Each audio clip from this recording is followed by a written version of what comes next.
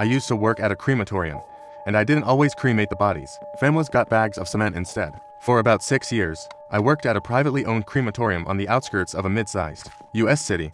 It wasn't fancy, just a squat brick building tucked behind a cemetery, the kind of place you don't really notice unless you're grieving and don't know where else to go. The owner, let's call him Mike, was the one who brought me in. He was friendly, charismatic, and he paid in cash. That's all I cared about back then. At first, everything was above board. Pick up the bodies, process the paperwork, fire up the oven, sweep out the ashes, package the remains, label them, and pass them on to the family. Standard procedure. But after a few months, Mike pulled me aside one night. He asked if I wanted to make real money. He showed me a contact, someone from out of state, who would pay a lot for intact cadavers. No questions asked. They said it was for medical research.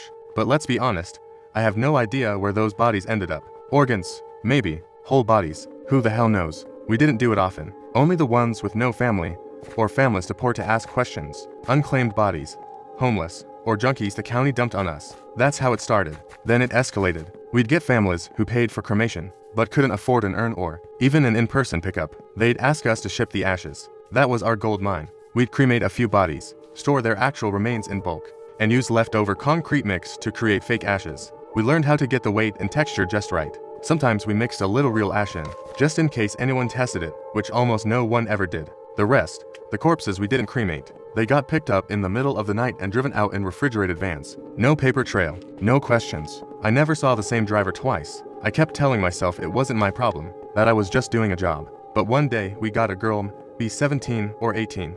Car accident. Her parents were wrecked. They sat in the parking lot for hours after dropping off her things, crying in the front seat. I still remember her dad's hand shaking when he handed over the little teddy bear she always kept with her. Asked if we could cremate it with her. Mike took her body anyway. That was the night I walked out. I never told anyone what I did. I just changed states and tried to forget. But you never really forget, especially when you see stories on the news about cremation scams. And you know it's not just some one-off headline. If you're planning to cremate a loved one, do your research. Visit the facility. Ask to be present during the cremation. Most legitimate places allow it. Ask questions. Make them uncomfortable if you have to. Don't just trust that your person is being treated with respect, because sometimes they're not. Sometimes they get sold, and all you're left holding is a sack of concrete.